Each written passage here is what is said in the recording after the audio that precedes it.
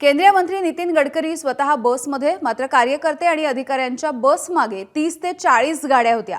खर्च कमी करण्यासाठी केंद्रीय मंत्री नितीन गडकरी यांनी बसमधून प्रवास केला, मात्र कार्यकर्ते आणि अधिकाऱ्यांनी मात्र त्यांच्या गाड्यांचा ताफा हा मोठा होता।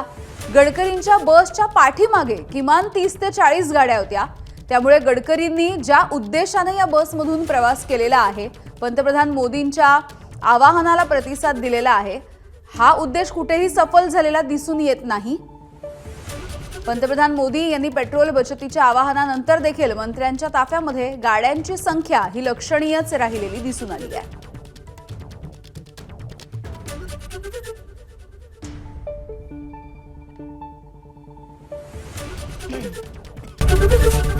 एबीपी माझा, उघडा डोळे बघा नीट।